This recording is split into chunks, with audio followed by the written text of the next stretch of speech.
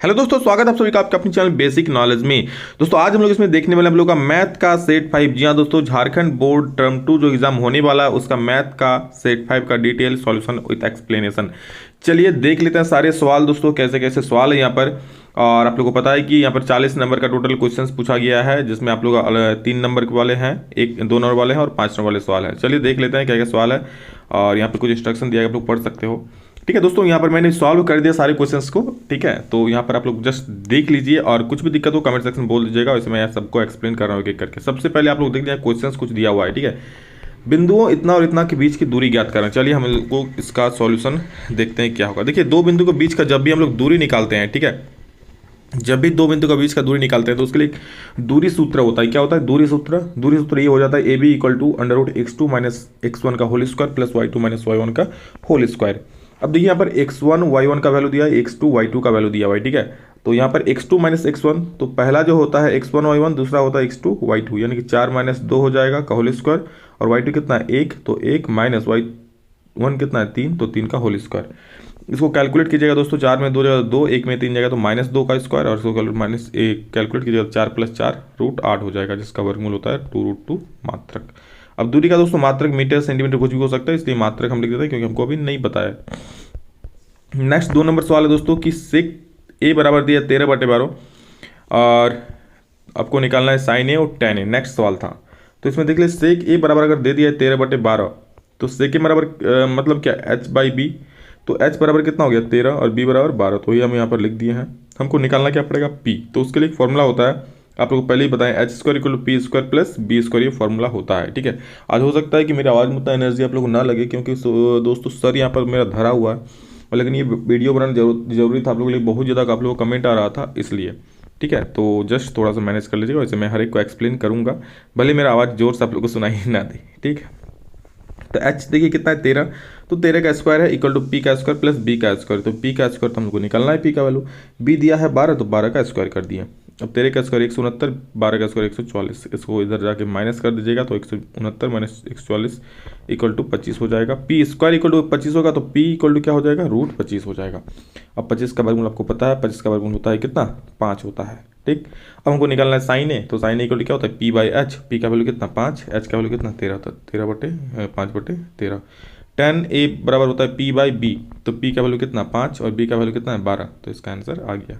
Next सवाल है simple सा 2 tan 30 और cos 30 का वैल्यू निकालना है, तो 2 tan 30 मतलब 1/√3 इंटू cos 30 मतलब √3/2, तो यहाँ पर √3 से √3 कट जाएगा और 2 से 2 कट जाएगा, मतलब क्या बचेगा हम लोगों को 1 आंसर बचेगा। ठीक, नेक्स्ट सवाल है cos 85 प्लस cos 75 को 0 और 45 वाले त्रिकोणमिति अनुपात के पदों में व्यक्त करना है। ठीक है, तो देख लीजिए, इसको कुछ नहीं करना है, जब भी ऐसा सवाल आप लोग आएगा, ठीक है, और ये सवाल बन रहा है आप लोग एग्जाम के लिए, तो cos 85 जस्ट cos को cos लिखिएगा, 85 मतलब क्या लिख सकते हैं 90 - 5, तो 85 हो जाएगा बिल्कुल। अब cos 75 तो उसको लिख सकते हैं cos 90 - 15, तो 75 आ जाएगा ना, अरे 75 को लिख सकते हैं 90 - 15। अब cos 90 - 13 क्या होता है sin 13, यानी cos 90 - 5 यानी sin 5, और cos 90 - 15 यानी कि sin 15, यही आप लोग का आंसर आ गया, क्योंकि 0 और 45 के बीच में बोला था, तो ये 0 और 45 के बीच में ही है। देखिए 0 डिग्री और 5 डिग्री और 15 डिग्री, 0 और 45 डिग्री के बीच में ही आता है ना। ठीक, नेक्स्ट सवाल दोस्तों था, एक शंकु का ऊंचाई दिया था 12 सेंटीमीटर और त्रिज्या दिया था 7 सेंटीमीटर, इसका आयतन निकालने बोला था। तो जस्ट हम लोग लिख लिए, देखिए ऊंचाई 12 और त्रिज्या 7, हम लोग जानते हैं शंकु का आयतन होता है 1/3 πr²h, सिंपल सा फॉर्मूला होता है, तो 1/3 पाई की जगह 22/7 और r का स्क्वायर यानी कि 7 का स्क्वायर और इंटू h कितना है देख लीजिए 12, तो 12 लिख दिए। कुछ कटेगा छटेगा तो काट दीजिए, 7 का स्क्वायर है 2 बार गुना कर दीजिएगा, 7 × 7 नीचे गुना करेंगे ना जी, तो 7 से 7 कट जाएगा और 3 × 4 = 12 कट जाएगा। जब आप लोग 22 को 7 से गुना करेंगे 154 आएगा, 154 को फिर 4 से गुना कर दोगे तो आप लोग आ जाएगा 616 centimetre cube is the final answer. आगे चलते हैं, अगला सवाल देखते हैं। 7 नंबर बोला है श्रेया 2 भिन्न सिक्कों को एक साथ उछालती है, इसकी क्या प्रायिकता है कि वह कम से कम एक चित प्राप्त करेगी। यहाँ पर थोड़ी समझने वाली बात है दोस्तों, कि श्रेया जब आप लोग का 2 सिक्का एक साथ उछालता है, ठीक है, एक साथ उछालती है, तो क्या होगा, मान लीजिए पहला 2 सिक्का उछाला, मान लीजिए पहला सिक्का में क्या आ गया हेड आया, दूसरा में आ गया टेल, हो सकता है संभावना। ऐसा भी तो हो सकता है कि दोनों सिक्का में क्या आ जाए हेड आ जाए, जब दोनों सिक्का आप लोग उछालिएगा तो दोनों सिक्का में हेड आ सकता है। अरे भैया ऐसा भी तो हो सकता है कि दोनों में टेल आ जाए, या फिर ऐसा भी हो सकता है कि पहला वाला में जो है एक वाला में टेल आए दूसरा वाला में हेड आए, मतलब इतने सारे परिणाम हमारे सामने बन रहे हैं, ये हो सकता है। आप सिक्का, अरे ऐसा ये कीजिए ना, अब 2 सिक्का लीजिए उछालिए, दोनों में कुछ तो कुछ आएगा, किसी में हेड किसी में टेल, ठीक है। तो ये 4 ही कंडीशन आएगा, इसके अलावा कुछ आप लोग का नहीं आएगा। ठीक है, तो हम लोग संभावित परिणाम यहाँ मान लिए। देखिए संभावित परिणाम क्या क्या हो सकता है, ये सारे हो सकता है head head tail tail head tail tail head. ठीक है, मतलब हो सकता है दोनों में हेड आ जाए, हो सकता है दोनों में टेल आए, हो सकता है एक में हेड दूसरा में टेल आए, हो सकता है एक में टेल दूसरा में हेड आए। अब कम से कम एक चीत आने की प्रायिकता, कम से कम एक चीत होना चाहिए, मतलब अधिक से अधिक कितना हो सकता है, 2 भी हो सकता है। तो कम से कम एक चीत कहाँ है, देखिए यहाँ भी एक चीत है, अधिक से अधिक 2 है, क्या दिक्कत है, हमको कम से कम बोला है तो एक चीत हो गया, अधिक चाहिए जितना भी हो कोई दिक्कत नहीं। यहाँ तो चित नहीं दिख रहा है एक भी, यहाँ भी एक चित है, यहाँ भी एक चित है, मतलब टोटल क्या हो जा रहा है, ये 3 को परिणाम आ रहा है। आप लोगों को पी निकालना है यानी प्रायिकता निकालना है, कम से कम एक चित, तो वो चीज़ हो रहा है 3 को, तो 3 बटे टोटल कितना है 4, हम लोग का ये फाइनल आंसर हो गया। आगे बढ़ते हैं दोस्तों सेक्शन बी की तरफ। सेक्शन बी का 8 नंबर का सवाल आप लोग देख सकते हैं क्या बोला है, कुछ बिंदु के निर्देशांक ज्ञात कीजिए जो बिंदु इतना को जोड़ने वाले रेखाखंड को आंतरिक रूप से 2:3 के अनुपात में विभाजित करता है। मतलब ये सेक्शन फॉर्मूला वाला हो गया। ठीक है, तो चलिए हम लोग देख लेते हैं कुछ इसका सॉल्यूशन। देखिए यहाँ पर 2 बिंदु मान लिए हैं, ए है और बी है। जो ये ए और बी है, बिंदु एक पी है जो ए बी को, यहाँ पर देखिए बिंदु पी है, ये ए बी को किस अनुपात में विभाजित कर रहा है, 2:3 में। तो हमको ये p का ही निर्देशांक निकालने बोला है। तो उसके लिए फॉर्मूला होता है दोस्तों, आप लोग जानते हैं कि P x comma y equal to m1x2 plus m2x1 by m1 plus m2, और फिर होता है m1y1 plus m1y2 plus m2y1 by m1 plus m2। ये सिंपल सा फॉर्मूला होता है हमारा। ठीक, देखिए ये पहले हम बोले जो पहले होता है x1y1, जो बाद में आता है x2y2, सभी का वैल्यू हम यहाँ पर लिख दिए हैं। देखिए x1 का है 4, x2 का है -1, ठीक है, y1 का है -3 और y2 कितना है 7 है, और m1 कितना है 2, m2 है 3। बस सभी का कुछ नहीं है करना है, वैल्यू बैठाना है और सिंपल सा कैलकुलेशन करना है। 2 को 1 से गुना करेंगे तो -2 चूंकि माइनस है, और 3 4 12, इधर कितना 2 7 14 हो जाएगा, 3 3 9 चूंकि माइनस है तो यहाँ माइनस हो जाएगा। बस कैलकुलेट कीजिए, आ जाएगा 10/5 और 5/4, दोनों काट दीजिएगा तो आ जाएगा 2,1, जो कि आपका फाइनल उत्तर हो जाएगा। आगे बढ़ते हैं दोस्तों 9 नंबर सवाल की तरफ। 9 नंबर में क्या बोला, देखिए 9 नंबर सवाल आप लोग पढ़ लीजिए। बोल रहा है क्या कि के का मान ज्ञात कीजिए ताकि तीनों बिंदु संरेखी हो। ठीक है, 3 बिंदु दिया हुआ आप लोग देख लीजिए यहाँ पर 2,3, 4, और 6,-3, और के का मान ज्ञात कीजिए अगर तीनों बिंदु क्या हो, संरेखी हो जाए। तो हम लोग जानते हैं भैया कि अगर बिंदु संरेखी होगा तो त्रिभुज का क्षेत्रफल क्या हो जाएगा, 0। ठीक है, त्रिभुज का हम सिग्नल दे देंगे, कोई दिक्कत नहीं। आप लोग अगर ये वाला लाइन नहीं भी लिखिएगा, डायरेक्ट ये वाला लिखिए, त्रिभुज का क्षेत्रफल बराबर 0 और ये वाला फॉर्मूला बराबर 0 कर दीजिएगा। ठीक है, तो भी आपका आंसर हो जाएगा, कोई दिक्कत नहीं, आप लोग समझ लीजिए। तो त्रिभुज का क्षेत्रफल 0 होता है, हम लोग जानते हैं त्रिभुज का क्षेत्रफल का फॉर्मूला ये वाला होता है, हाफ x1 y2 - y3, ये फॉर्मूला होता है। और ये क्या है, 0 है, इसलिए हम लिख सकते हैं त्रिभुज का क्षेत्रफल क्या है, 0, तो हम यहाँ 0 लिख दिए। ठीक है, ये फॉर्मूला यहाँ पर बैठा दिए।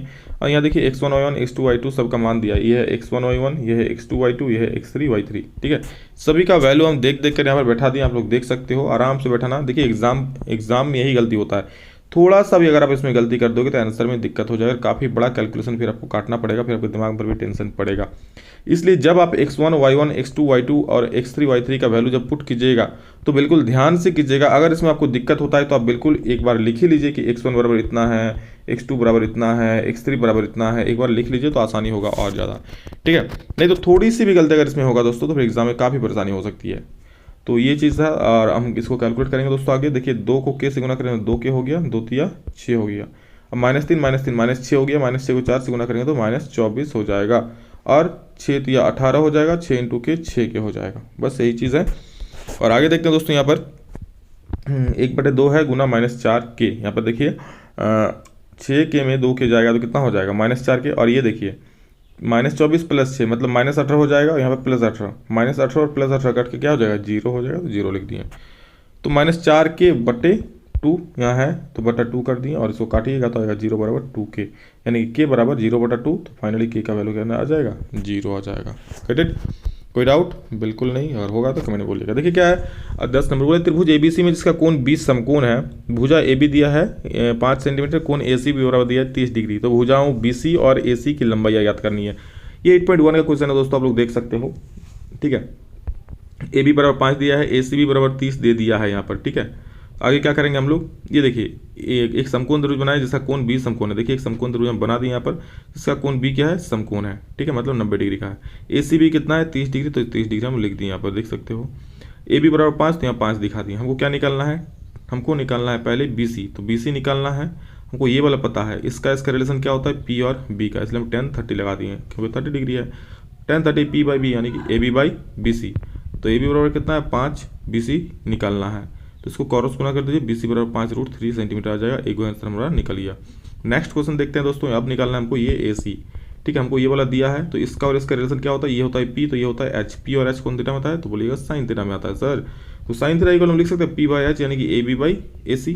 तो साइन थीटा का वैल्यू होता है, साइन थर्टी का वैल्यू होता है 1/2 और ए बी का वैल्यू है 5, ए सी का ए सी ही है। तो ए सी इक्वल यहाँ से निकालिएगा दोस्तों, आ जाएगा 10 सेंटीमीटर, जो कि हम लोग का फाइनल उत्तर हो गया। आगे चलते हैं, 11 नंबर क्या बोला देख लीजिए। सेक 4a बराबर कॉसेक a माइनस 20 दिया हुआ है, तो आपको a का वैल्यू निकालना है। तो हम लोग सेक को दोस्तों लिख सकते हैं कॉसेक 90 माइनस 4a। अरे भैया उसको कॉसेक 90 माइनस 4a लिखेंगे तो कॉसेक 90 माइनस सेक थीटा ही हो जाएगा, कोई दिक्कत नहीं होगा ना, तो उसी को चेंज करके लिख दिया। कॉसेक इधर भी कैंसिल आउट हो जाएगा, बचा क्या 90 माइनस 4a बराबर a माइनस 20। अब उसको कैलकुलेशन कीजिएगा, 20 माइनस में इधर आके प्लस हो जाएगा, यानी 90 प्लस 20 हो जाएगा, माइनस 4 उधर जाएगा प्लस 4 हो जाएगा, यानी कि 5a हो जाएगा। तो 5a बराबर कितना हो जाएगा 110 डिग्री। तो a बराबर हो जाएगा दोस्तों 110/5, यानी कि 22 डिग्री आपका उत्तर हो जाएगा। और a बराबर क्या हो जाएगा यहाँ पर फाइनली आपका उत्तर 22 डिग्री हो जाएगा। समझ में आई मेरी बात।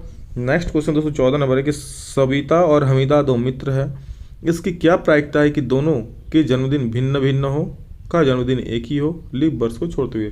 पूरा कोई आप लोग दो मित्र है और इसका क्या प्रायिकता है कि दोनों का जन्मदिन एक ही दिन होगा, या फिर दूसरा में इसका क्या प्रायिकता है कि इसका जन्मदिन जो होगा अलग अलग होगा। ठीक है, तो दोस्तों बता दो, यहाँ पर ध्यान से सुन लीजिए। जन्मदिन एक ही दिन होगा, इसका क्या संभावना है। मान लीजिए आप लोग दोनों दोस्त हैं, ठीक है, चुन्नू मुन्नू दो दोस्त हैं, दोनों का बर्थडे सेम दिन होगा, तो ऐसा तो सिर्फ एक ही दिन हो सकता है ना। बर्थडे तो साल में एक ही बार आता है, कि बार बार आता है, बर्थडे एक ही बार आता है। तो इनका जब बर्थडे है हो सकता है उसी दिन इसका भी बर्थडे हो, तो ऐसी प्रायिकता सिर्फ एक ही दिन हो सकती है ना। साल में तो एक ही दिन दोनों का बर्थडे आएगा, तो हो सकता है अगर दोनों का सेम हो तो फिर भी एक ही दिन में होगा। लेकिन कुल साल में कितना दिन होता है, 365 दिन होता है। ठीक है, तो एक दिन अगर एक ही दिन होने का प्रायिकता है, तो अलग अलग होने का क्या प्रायिकता है, 365 माइनस 1 कर देंगे, तो वही चीज़ लिखे हैं। देखिए कुल परिणाम यानी कि 365 हो जाएगा, 365 दिन है। जन्मदिन अगर भिन्न भिन्न होगा तो क्या कर देंगे, 365 में से 1 माइनस कर देंगे। 1 माइनस क्यों, क्योंकि एक दिन ऐसा होता है कि उस लोग का सेम सेम हो सकता है। ठीक है, तो 364 आ गया, तो जन्मदिन भिन्न भिन्न हो क्या हो जाएगा, 364 दिन ऐसा है कि लोग अलग अलग जन्मदिन हो सकता है, बट 365 उसी में है का जन्मदिन एक ही हो। तो अनुकूल परिणाम क्या हो जाए, एक दिन ही हो दोनों का, तो ऐसा तो एक ही दिन हो सकता है कि दोनों का जन्मदिन एक ही दिन हो जाए। तो प्रायिकता क्या हो जाए 1/365, क्योंकि एक अनुकूल है 365 कुल है। नेक्स्ट 15 नंबर क्वेश्चन है दोस्तों। तो 15 नंबर क्वेश्चन हम लोग पढ़ लीजिए क्या बोला। एक समतल जमीन पर खड़ी मीनार की छाया उस स्थिति में 40 मीटर अधिक लंबी हो जाती है जब सूर्य का उत्तांश कोण यानी कि उन्नयन कोण 60 से 30 डिग्री तक हो जाता है। मीनार की ऊंचाई याद कीजिए। तो देखिए यहाँ पर पहले फिगर को समझ लीजिए। बोला है कोई यहाँ पर मीनार खड़ी है, देखिए यहाँ पर, ठीक है। अब तो इसका छाया बनेगा यहाँ पर, तो मान लीजिए अभी इतना छाया है, ठीक है। जब उसका कोण घटकर 60 से कितना हो गया, 30 हो गया, तो इसका मीनार यहाँ पर इसका छाया और थोड़ा लंबा हो गया, ठीक है। तो आपको क्या निकालना है, इस मीनार की ऊंचाई यानी कि ए बी निकालना है। तो जस्ट हम मान ली माना ए बी क्या है, एक मीनार है, समकोण त्रिभुज ए बी सी में tan कितना डिग्री, 60 डिग्री लिए, ये छोटा वाला त्रिभुज ए बी सी में। तो tan 60 equal A B by B C, tan 60 होता है √3, तो A B by B C equal to √3, और इसको कैलकुलेट कीजिएगा तो ए बी इक्वल टू आ जाएगा B C √3 metre. Okay, now अब लेंगे त्रिभुज ए बी डी में, बड़ा वाला त्रिभुज A B D, tan 30 equal to P by B यानी कि A B by B D हो जाएगा, ठीक है। तो tan 30 यानी कि 1/√3 equal to A B by B D को हम लोग लिख सकते हैं। देखिए तो बी डी ये पूरा है, उसको लिख सकते हैं ये B C plus C D, तो B C plus C D लिखते हैं, कोई दिक्कत है। अब हम लोग करेंगे 1/√3 equal to A B by B C plus C D का मान कितना है, सी डी का मान यहाँ दे दिया है 40, तो हम यहाँ पर 40 लिख दिए। और यहाँ पर ए बी बराबर तब क्या आ जाएगा, बी सी प्लस 40/√3, ये समीकरण हम 2 मान लिए। और यहाँ पर हम लोग मेरा पहला समीकरण था समीकरण 1, ये भी दोस्तों ए बी बराबर था, और समीकरण 2 भी हमारा क्या है, ए बी बराबर आया, मतलब दोनों का हम इक्वल कर सकते हैं। तो बिल्कुल समीकरण 1 और 2 से दोनों का हम इक्वल कर दिए। उधर ए बी में क्या था, बी सी √3 था, और इधर ए बी में क्या है, बी सी प्लस 40/√3। बस कैलकुलेशन कीजिएगा, क्रॉस गुना कीजिएगा, √3 × √3 3 हो जाएगा, यानी कि 3 बी सी हो जाएगा। और इधर B C plus 40, B C plus में इधर के माइनस हो जाएगा, तो 3 बी सी में 1 बी सी जाएगा, तो 2 बी सी बचेगा इक्वल टू 40। तो यहाँ से बी सी का वैल्यू निकाल लीजिएगा, हम लोग आ जाएगा 20 मीटर, यानी कि ए बी बराबर 20√3 मीटर। ओके, ए बराबर 20√3, तो 20 बी सी का कितना हो जाए 20, तो 20√3 मीटर। तो मीनार की ऊंचाई कितना हो जाए 20√3 metre. Okay, next question 16 number है कि घनाकार ब्लॉक की भुजा 5 सेंटीमीटर, अर्धगोले का व्यास 4.2 सेंटीमीटर है, तो इस प्रकार बने ठोस का पृष्ठ क्षेत्रफल ज्ञात कीजिए। और 16 नंबर क्वेश्चन आप लोग देख लीजिए तो अच्छा समझ में आएगा कि भुजा 5 सेंटीमीटर वाले घनाकार ब्लॉक के ऊपर एक घनाकार, मान लीजिए कोई ब्लॉक है, हम जस्ट फ्रंट व्यू बना रहे हैं, ठीक है। उस पर एक 4.2 व्यास वाला इसके ऊपर एक अर्धगोला ढक दिए। अब इतना चीज़ ढक जाएगा, मान लीजिए हम ऐसा बना रहे, 1 मिनट देख लीजिए तब अच्छा समझ में आएगा, ठीक है। ये अब यहाँ पर हम क्या ढकेंगे, अर्धगोला ढकेंगे ऐसे। तो अर्धगोला जितना ढकेगा भैया उतना भाग तो हमको नहीं दिखेगा।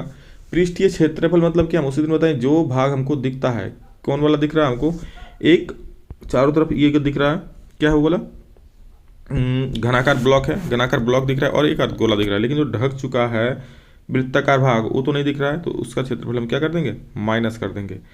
तो चलिए वही करते हैं हम लोग इसमें। तो क्या है यहाँ पर सवाल देख लीजिए।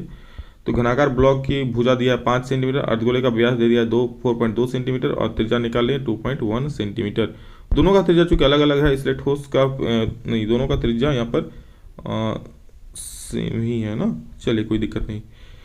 हाँ, ठोस का पृष्ठफल क्या हो जाएगा, घनाकार ब्लॉक का क्षेत्रफल प्लस अर्धगोले का क्षेत्रफल और माइनस ढके हुए भाग का क्षेत्रफल। देखिए घनाकार ब्लॉक तो दिखेगा ही, अर्धगोला भी दिखेगा, लेकिन जो ढक चुका है ये वाला भाग वो तो नहीं दिखेगा। कौन आकार का है, वृत्ताकार। तो बस वैसे कीजिए, 6a² plus 2πr² minus πr², इसको कीजिएगा दोस्तों, तो आप लोग यहाँ आ जाएगा 6a² प्लस πr²। तो 6a मतलब 5 का स्क्वायर और पाई का मतलब 22/7, r का स्क्वायर मतलब 2.1 का स्क्वायर। जस्ट इसको कैलकुलेट कीजिएगा, 25 को 6 से गुना कर दीजिएगा यहाँ पर, ठीक है, और यहाँ पर आप लोग इसको गुना कर दीजिए, आप लोग का आंसर आ जाएगा 150.1386, तो उसको जोड़िएगा तो 163.86 आ जाएगा। सिंपल सा गुना है। देखिए इधर हम लोग 22 को 21 से करेंगे, जितना आएगा 0.3 से गुना कर देंगे और हम लोग का ये वाला चीज़ तो आ जाएगा, ठीक है। अब नेक्स्ट चलते हैं दोस्तों हम लोग 17 नंबर सवाल की तरफ। क्या बोला है, एक गोलाकार कांच के बर्तन की एक बेलन के आकार की गर्दन है। एक गोलाकार कांच का बर्तन है, आप लोग देख सकते हो, इसमें कौन आकार का गर्दन है, बेलन आकार का गर्दन है, ठीक है, जिसकी लंबाई कितना है 8 सेंटीमीटर दिया हुआ है, ठीक, और व्यास कितना दिया है 2 सेंटीमीटर दिया हुआ है, जबकि गोलाकार भाग का व्यास कितना दिया है 8.5 सेंटीमीटर। इसमें जा सकने वाले पानी की मात्रा माप कर एक बच्चे ने यह ज्ञात किया कि इस बर्तन का आयतन 345 सेंटीमीटर क्यूब है। और दोस्तों इस एक बच्चे ने इसका आयतन मापा, कितना बोला कि 345 सेंटीमीटर क्यूब है, और आपको जांच करना है, बताइए कि बच्चा सही है अथवा नहीं, ठीक है। तो चलिए जांच कर लेते हैं। सबसे पहले जो दिया उसको लिख लेते हैं। क्या दिया है, बेलन की ऊंचाई दिया है 8 सेंटीमीटर और व्यास दिया है 2 सेंटीमीटर, त्रिज्या निकाल लिए d/2 यानी 2/2 यानी कि 1 सेंटीमीटर। नेक्स्ट दोस्तों इसमें है अर्धगोले का व्यास। तो अर्धगोले का व्यास दिया 8.5, वहाँ से हम त्रिज्या निकाल लिए। देखिए r = 8.5/2, पॉइंट कट के नीचे 0 आ गया, इसको काटिएगा तो आ जाएगा 5 से, तो आ जाएगा 17/4 सेंटीमीटर, जो कि हम लोग का अर्धगोले का त्रिज्या हो गया। अब निकालते हैं हम लोग पानी का आयतन। तो पानी का आयतन दोस्तों क्या होगा, क्या क्या है इसमें, एक गोला है और एक बेलन है, तो लिखेंगे गोले का आयतन और प्लस बेलन का आयतन, ठीक है, गोले का आयतन प्लस बेलन का आयतन, यानी कि बेलन का आयतन प्लस गोले का आयतन। बेलन का आयतन हो जाता है πr² और गोले का आयतन होता है 4/3 πr³, ठीक है। सबका वैल्यू बैठा दीजिए आप। यहाँ पर देखिए पाई का हम दोनों में है तो पाई कॉमन ले लिए, क्या बच जाएगा, r² बचेगा और इसमें क्या बचेगा 4/3 और r³ बच जाएगा, ठीक है, दिख रहा है आप लोग को 4/3 और r³ इसमें बच जाएगा, ठीक है। तो वही चीज़ हम लिख दिए, बस सभी का वैल्यू बैठा दिए एक एक करके। पाई का मान 22/7, r का स्क्वायर यानी 1 का स्क्वायर, h यानी कि 8, 4/3 यानी कि 4/3 गुना r का क्यू यानी कि 17/4 का क्यू। अब ये क्यू है तो इसको 3 बार हम गुना कर दिए, ठीक है, और 8 एकम तो 8 हो जाएगा, तो 22/7 ये चीज़ हो गया। अब हम लोग आगे क्या करेंगे, इसको गुना कीजिए, 17 × 17 × 17 आ जाएगा 4913 आ जाएगा, बटे 4 × 4 × 3 16 दिया 48 आ जाएगा। दोनों को भाग दीजिएगा दोस्तों तो आ जाएगा 102.35। अब क्या करेंगे, हम लोग इसको जोड़ देंगे, 102.35 को 8 से जोड़ दिए तो 110.35 हो गया, जिसको हम लोग 22 से गुना कर देंगे। 22 से गुना करने पर आ जाएगा 242.7/7, चूँकि नीचे 7 है। अब इसको भाग दीजिएगा तो आ जाएगा 346.81, जो कि दोस्तों 345 बच्चे ने निकाला था, उससे मैच नहीं कर रहा है, इसलिए हम लोग कह सकते हैं कि बच्चे का उत्तर सही नहीं है। जी हाँ दोस्तों, हम लोग बनाए हैं, हम लोग का सही हुआ है, बच्चे का उत्तर सही नहीं है। आखिरी 2 सवाल है दोस्तों, यहाँ पर एक माध्य निकालना है, एक में बहुलक निकालना है। तो माध्य बहुलक मैंने आप लोग को निकालना बता चुका हूँ पहले ही, देख लीजिए। माध्य के लिए सबसे आप देखिए वर्ग अंतराल दिया है, ये बारंबारता दिया है, हम लोग को वर्ग चिन्ह निकाल लेना पड़ता है, ठीक है। तो ये चीज़ निकाल ली है हम, और हम लोग को यहाँ पर देखिए कैसे निकालते वर्ग चिन्ह, दोनों के बीच का वैल्यू होता है, जैसे 100 और 150 के बीच का वैल्यू कितना, 125, या फिर आप ऐसा अगर नहीं निकाल सकते, दोनों को जोड़िए और 2 से भाग दे दीजिए, जो आएगा वही आपका यहाँ पर उसका x हो जाएगा, वर्ग चिन्ह हो जाएगा। fx निकालते हैं, सबको गुना कर दिए, देखिए यहाँ पर सबको गुना करके हम लोग का इतना चीज़ आ गया, और हम लोग का माध्य का फॉर्मूला होता है सिग्मा fx, मतलब सभी का जोड़ कितना हो गया 5275, और f का जोड़ हो गया 25, उसको भाग दे देंगे हम लोग, सिग्मा fx 5275 और f कितना हो गया 25, भाग देंगे तो आ जाएगा 2 से 11 बार में पूरा पूरी कट जाएगा। नेक्स्ट और अंतिम सवाल है दोस्तों, बहुलक ज्ञात कीजिए, जो कि आप लोगों का दिया हुआ यहाँ पर एक बारंबारता सारणी दिया है, ठीक है, इसमें वर्ग अंतराल दिया है और बारंबारता दिया हुआ है, ठीक है।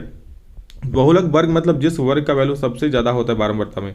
तो यहाँ पर सबसे ज़्यादा मैंने घेरा थोड़ा काला कर दिया, देखिए ये आप लोग का बहुलक वर्ग है, क्योंकि यहाँ पर 23 सबसे बड़ा है, ठीक है। और इसके लिए एक फॉर्मूला होता है दोस्तों बहुलक निकालने के लिए कि L plus F1 minus F0 by 2F1 minus F0 minus F2 into H, ठीक है। अगर आप लोग नहीं देखें इससे पहले वाला वीडियो, मैंने इससे पहले वाला वीडियो में ये वाला चीज़ बताया था, ठीक है। तो यहाँ पर देखिए L मतलब क्या, लोअर लिमिट, F1 मतलब क्या, जो फ्रीक्वेंसी आपका बहुलक वर्ग का है कितना है 23 है, तो यहाँ 23 लिख दी। F0 मतलब उससे जस्ट पहले यानी कि 21, और F2 मतलब उससे जस्ट बाद यानी कि 14, और H कितना है 10 है, ठीक है।